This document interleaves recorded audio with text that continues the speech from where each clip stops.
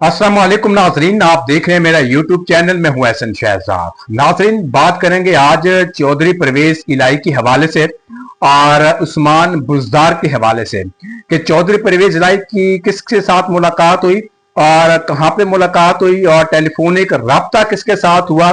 और चौधरी परवेज इलाही की खबरें आ रही हैं, सोशल मीडिया के ऊपर गर्दिश कर रही है कि चौधरी परवेज इलाही साहब जो हैं वो पाकिस्तान पीपल्स पार्टी में जा रहे हैं।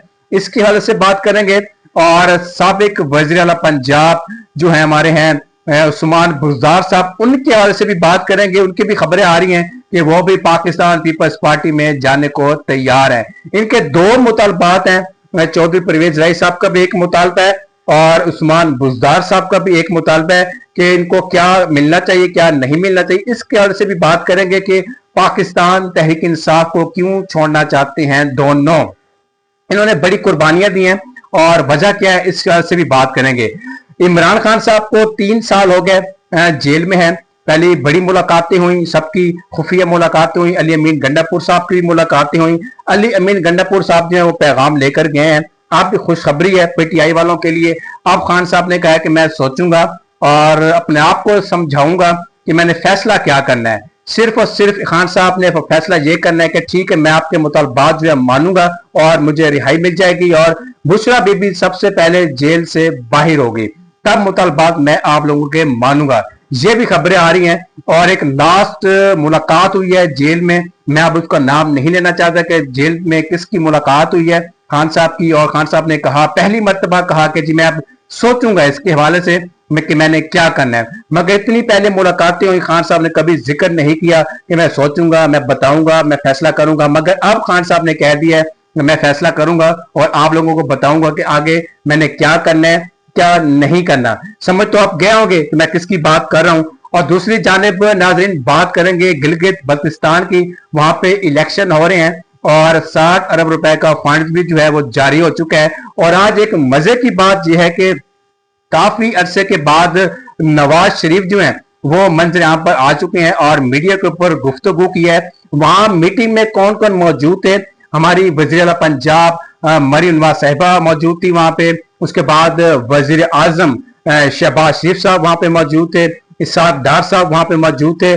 जब ये स्पीच स्टार्ट हुई और सब चैनल्स ने मीडिया ने लाइव कट किया और लाइव कट के दौरान जब यूट्यूब पे लाइव होते थे कितने लोग देख रहे थे। समा के ऊपर 74 लोग जो है हमारे नवाज शरीफ की स्पीच सुन रहे थे और देख रहे थे। उसके बाद 24 की हम बात करें तो वहां पे भी 44 या 45 लोग थे, वहां पे उनको लाइव देखा जा रहा था।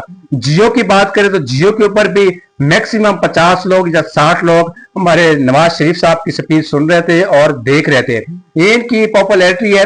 लोग कहते हैं कि जी हमें लोग पसंद करते हैं, हम ये कर देंगे, हम वो कर देंगे। उन्होंने कहा कि गिलगित बल्तिस्तान की जो आवाम है उन्होंने हमें वोट दिया है और हम उनका ख्याल रखते हैं। देखिए हमने कितना जाल बछाया, हर तरफ से रोड बना दिए गए, पुल बना दिए गए, मार्केटें हम बना रहे हैं, ये कर रहे हैं, हम वो कर रहे हैं। कहने का मतलब यह है कि आप लोगों ने क्या किया। रोड तो कोई भी हुकूमत आती है तो रोड बना देती है, उसके बाद मार्केट बना देती है, बड़ा कुछ कर देती है, मगर बेरोजगारी बढ़ती जा रही है, लोग भूख से मर रहे हैं, लोगों के पास पैसे नहीं है, खाने के लिए कुछ नहीं है, ऊपर से जंग का समा है। पाकिस्तान में वैसे लॉकडाउन लगा हुआ है, लोगों का कारोबार जो है वो तबाह हो चुका है इस टाइम। तो उसके बाद स्पीच कोई सुनने वाला नहीं था और उन्होंने कहा कि जी देखें मैं इतना मशहूर आदमी हूं और साथ कह दिया कि जी केपी वाली साइड के ऊपर कोई काम नहीं हुआ। और पंजाब में देख ले, पंजाब तो इस टाइम यूरोप बन चुका है। और साफ सुथरा टीम के हवाले से भी बात की उन्होंने कि जी देखें जी हर जगह के ऊपर सफाई नजर आती है पूरे पंजाब में। मैं कहता हूं कि आप लाहौर की अब बात करें तो लाहौर के ऐसे इलाके हैं जहां पे साफ सुथरा पंजाब की टीम वहां पे जाती भी नहीं है और सफाई भी नहीं होती। मेन रोड के ऊपर, माल के ऊपर, जे रोड के ऊपर, केनाल के ऊपर तो सफाई नजर आती है, मगर इर्द गिर्द अंदर जाकर कोई सफाई नहीं होती। तो उसके बाद सब ने स्पीच किया वहां पे और कहने का मतलब यह है कि नवाज शरीफ साहब कहते हैं कि जी हमने गुर्बत खत्म की है, लोड शेडिंग खत्म की है। गुर्बत आप लोगों के सामने है, नौकरियां नहीं है। उसके बाद लोड शेडिंग आपके सामने है कि लोड शेडिंग है या नहीं है। ये भी उन्होंने बात की कि हमारे दौर में तो लोड शेडिंग थी नहीं, तो अब भी आपका ही दौर है तो लोड शेडिंग स्टार्ट हो गई है। फिर इलेक्शन होने हैं, ज़िमनी इंतखाबात होने हैं और गिलगित बल्तिस्तान के इलाके में उन्होंने कहा कि जी हम कोई डिसाइड नहीं करेंगे किसको खड़ा करना है किसको नहीं करना, अवाम डिसाइड करेगी, अवाम हमारे बंदे को खड़ा करेगी इलेक्शन के ऊपर, वो इलेक्शन लड़ेगा, अवाम ने ही वोट देना है, अवाम ने ही जिताना है। अगर अवाम ने ही वोट देना है, अवाम ने ही जिताना है, तो फिर आप लोग आराम से घर बैठ जाएं, रिजल्ट आपके सामने आ जाएगा। आप लोग पहले सिलेक्ट कर लेते हैं, सारी चीजें ओके हो जाती हैं, जब रिजल्ट आता है तो आप लोग जीत जाते हैं। जैसे एक बड़ा इलेक्शन हुआ था 8 तारीख वाला, आप लोगों के सामने था कि क्या हुआ क्या नहीं हुआ।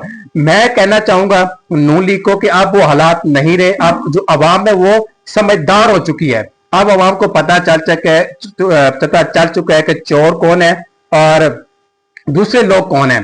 आप लोगों को समझ तो क्या कि मैं किसका जिक्र कर रहा हूं। उसके बाद अब जिक्र किया नवाज शरीफ साहब ने कि केपी वाली साइड पे देख लें कोई काम नहीं हुआ और नाम भी नहीं लिया, हालांकि वहां पे नाम ले सकते थे, सबका नाम ले सकते थे, इमरान खान साहब का नाम नहीं लिया। यहां से पता चलता है कि ये डरते हैं साबिक वजीर आजम इमरान खान साहब से। क्यों डरते हैं, मसला क्या है, कोई वजह मालूम नहीं हो सकी। आप कहने का मतलब यह है कि ये इतने मशहूर हैं कि लोग इतना पसंद करते हैं, टीवी के ऊपर व्यूवरशिप आप देख लें, मीडिया के ऊपर कोई व्यूवरशिप नहीं है, 50 लोग देख रहे हैं किसी चैनल के ऊपर, किसी चैनल के ऊपर 74 लोग देख रहे हैं, किसी चैनल के ऊपर 40 लोग देख रहे हैं, किसी चैनल के ऊपर 5 लोग देख रहे हैं। ये इनकी फेमस है, ये कहते हैं हम फेमस हैं, ये है वो। अगर फेमस होते हैं तो वहां पे व्यूवरशिप बहुत ज्यादा होती, बड़ा कुछ होता, अगर आप लोगों ने कुछ किया होता तो। आप इलेक्शन होने जा रहे हैं, अब देखना यह है कि मैदान तहरीक इंसाफ मारती है या फिर पाकिस्तान मुस्लिम लीग नून जीतती है या हारती है। अब कहने का मतलब यह है कि क्या पाकिस्तान तहरीक इंसाफ जीत जाएगी, फिर भी ये सीट ले लेंगे, नून लीग वाले कहेंगे कि हमारे बंदे हैं, हम लोगों ने जीत चुका है इलेक्शन, ये इलेक्शन हमारा है। ठीक हो कि जिसकी गवर्नमेंट होती है वही इलेक्शन जीतता है, जाहिर सी बात है। अब बात करते हैं नाज़रीन, चौधरी परवेज इलाही साहब की, जरदारी साहब से मुलाकातें उनकी हुई हैं और मुलाकात के बाद उन्होंने कहा कि जी मुझे गवर्नर बना दें आप और मैं आपकी पार्टी ज्वाइन कर लूंगा, मुझे कोई इशू नहीं है।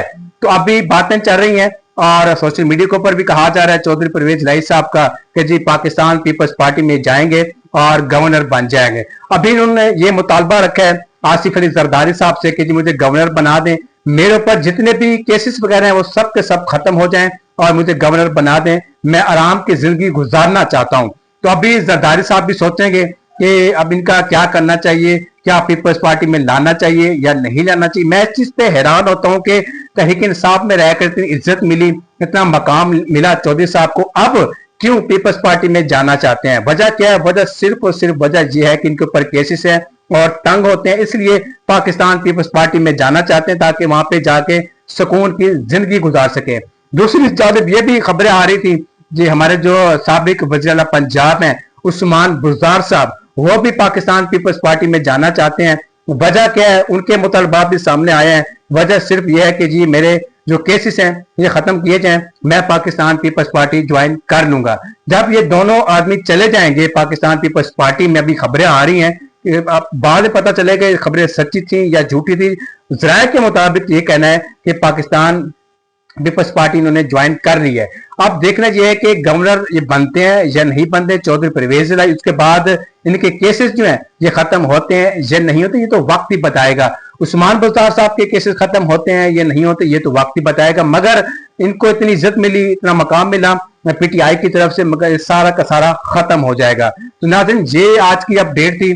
गुर्बत बढ़ती जा रही है, बेरोजगारी बढ़ती जा रही है। नवाज शरीफ की मैंने बात की, काफी अरसे के बाद उन्होंने आकर स्पीच की है कि हमने ये किया हमने वो किया, वही पुरानी बातें बार बार दोहराते रहते हैं। मगर वो अब पुरानी बातों को दोहराना अब बड़ी बात नहीं है। अवाम समझदार हो चुकी है, अवाम को पता है कि रिजल्ट क्या आना है, अवाम को पहले ही पता है कि आप लोगों ने जीत जाना है। जैसे कि पिछले इलेक्शन की बात करें तो सबके सामने इलेक्शन पिछला कि किसने जीता और किसने हारा सबके सामने है। तो नाज़रीन अब ये सूरत हाल है, पाकिस्तान में गुर्बत बढ़ गई है, बेरोजगारी बढ़ गई है, नौकरियां नहीं है, लोग डिग्रियां हाथों में लेकर घूम रहे हैं मगर कोई मुस्तकबिल नहीं है, कोई फ्यूचर यहाँ पे नहीं है। तो नाज़रीन ये आज की अपडेट थी, मैंने आप लोगों से शेयर की है और इसी के साथ मुझे जी इजाजत, अल्लाह हाफिज।